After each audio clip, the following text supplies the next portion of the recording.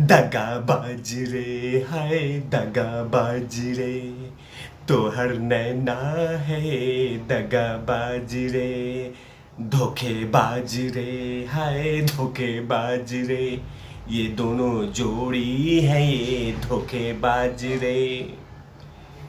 ये दोनों धोखेबाज हैं, ये दोनों जोड़ी धोखेबाज हैं। ये मैं नहीं कह रहा हूं, मैं क्यों कहूंगा? नवनीत राणा जी, रवि राणा जी, मैं नहीं कह रहा हूं। अब मैं क्यों कहूंगा? मैं होता कौन हूं कहने वाला कि आप दोनों धोखेबाज हैं। ये धोखेबाज जो कहा जा रहा है नवनीत राणा को और रवि राणा को, बकायदा शिवसेना के एक मंत्री जी हैं जो नवाब मलिक की कमी है उसको पूरा कर रहे हैं। एक मंत्री हैं महाराष्ट्र सरकार में, नाम है अब्दुल सत्तार। ये कह रहे हैं कि धोखेबाज है ये परिवार, धोखा दिया है, इसीलिए इनको सजा होनी चाहिए। ये तमाम बातें महाराष्ट्र सरकार में विराजमान मंत्री अब्दुल सत्तार कह रहे हैं। आखिरकार अब्दुल सत्तार को ऐसी आन क्या पड़ी, ऐसा क्यों गुस्सा आन पड़ा कि बकायदा धोखेबाज कह दिया, चापलूस कह दिया और बहुत सारी शब्दों से इज्जत दे दिया रवि राणा को और नवनीत राणा को।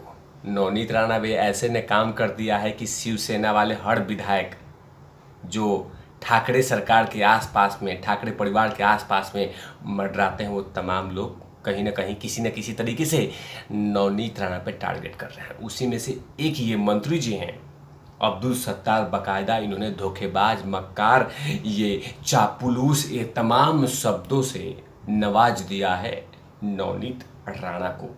आखिरकार क्या क्या कहा है और कौन कौन से कटाक्ष कहे हैं, साथ में ये भी कह दिया है कि जेल में भी जाना पड़ेगा दोबारा इसको। इसके विश्लेषण इस एपिसोड में तिवारी भैया कि नवनीत राणा का मामला शांत होता हुआ नजर नहीं आ रहा है। नमस्कार, आप देख रहे हैं तिवारी भैया, मैं हूं वेद प्रकाश।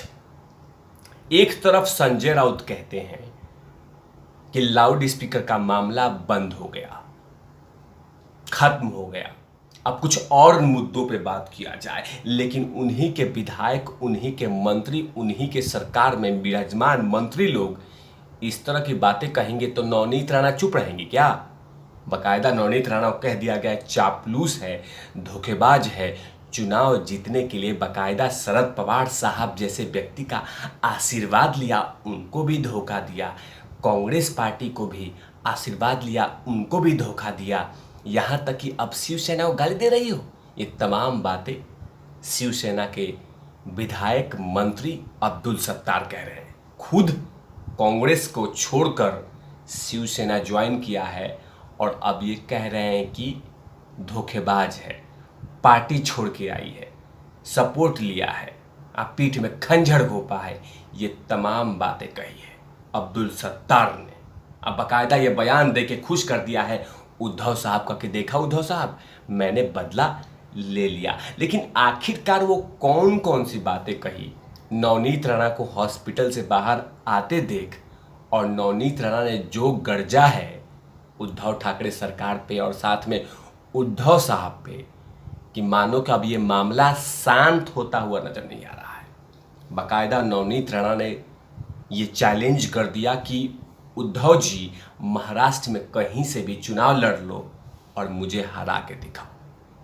आपको महिला शक्ति का पावर का पता चल जाएगा। अगर आप में दम है तो मेरे खिलाफ चुनाव लड़ के दिखाओ, या आप कहीं से चुनाव लड़िए और मैं आपके खिलाफ चुनाव लड़ती हूँ। पता चल जाएगा कि कौन किस में ताकत ज़्यादा है, किसका कितना इज्जत है। ये तमाम बातें नवनीत राणा ने कहा था। कहीं ना कहीं तिवारी भैया सही होते हुए नजर आ रहे हैं। बकायदा तिवारी भैया ने कहा था कि नवनीत राणा और रवि राणा चुप नहीं बैठने वाले हैं। जब तक उनका इलाज चल रहा है, जब तक उनका ट्रीटमेंट चल रहा है, तब तक वो शांत है।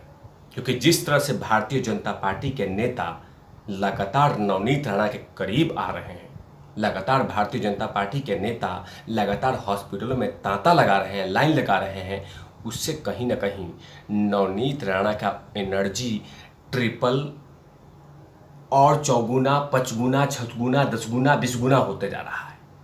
और इसी को लेकर अब लगातार नवनीत राणा उद्धव साहब पे हमला बोला है और कहा है कि आपको दम है तो रोक के दिखाओ, क्योंकि मैं झुकने वालों में से नहीं हूं। और याद रहे, मेरे साथ जो कुछ जेल में हुआ है वो तमाम बातों की शिकायत मैं ऊपर लेवल तक करूंगी, क्योंकि मेरे साथ जो कुछ बर्ताव किया गया है जेल में वो तमाम चीज़ों में एक एक आदमी को बताऊंगी। जो मुझे टॉर्चर किया गया है वो तमाम बातें मैं जनता जनार्दन से लेके गृह मंत्रालय तक बताऊंगी।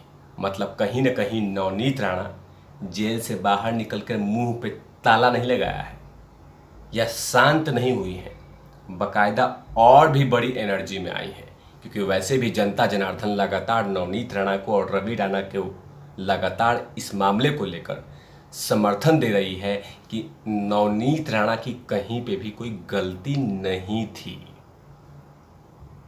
ये मामला बहुत छोटा था, लेकिन जबरदस्ती उसको जेल में डाला गया और ऊपर से राजद्रोह का बाकायदा कोर्ट ने भी आईना दिखा दिया उद्धव साहब को और उनके पुलिस को कि आपको राजद्रोह का मामला दर्ज नहीं किया जाना चाहिए था। हालांकि अभिव्यक्ति की आज़ादी तोड़ा है, लेकिन ऐसा नहीं कि आप राजद्रोह का केस किसी पे लाद दो। और ये तमाम चीज़ों को देखकर कहीं ना कहीं नवनीत राणा की एनर्जी इतना ज़्यादा हो चुका है, इतना ज़्यादा हो चुका है कि बाकायदा वो अब सीधे उद्धव साहब से कह दिया है कि अब आपको मैं छोड़ने वाली हूँ नहीं हूँ। आने वाले बीएमसी में आपका चुनाव में आपका इलाज करूंगी, क्योंकि आप लोग की पुलिस ने जिस तरह से मेरे साथ हरकतें की हैं, मैं शांत होने वाले में से नहीं हूं। और जिस तरह के अंदाज में लगातार नवनीत राणा ने बोला है, उससे कहीं ना कहीं महाराष्ट्र सरकार को चिंता में डाल दिया है, क्योंकि नवनीत राणा के पीछे में जिस तरह का जन समर्थन मिल रहा है, भारतीय जनता पार्टी के कद्दावर लीडरों का समर्थन मिल रहा है, उससे कहीं ना कहीं नवनीत राणा ज़्यादा ही एनर्जी में है। और अब उन्होंने ठान लिया है कि उद्धव ठाकरे सरकार को जब तक उखाड़ नहीं देती तब तक मैं चैन से नहीं बैठने वाली हूँ। अगला और भी बातें करेंगे, वो और भी बातें हमला करेंगी, क्योंकि नवनीत राणा है, झुकने वालों में से नहीं है। उन्होंने हर वीडियोस में कहा है कि मैं फूल नहीं हूँ, मैं पुष्पा नहीं हूँ, बाकायदा मैं फायर हूँ, और वही करते हुए आ रही हैं। लेकिन आखिरकार वो मंत्री जी ने क्या कहा, कह दिया है कि आप धोखेबाज हैं।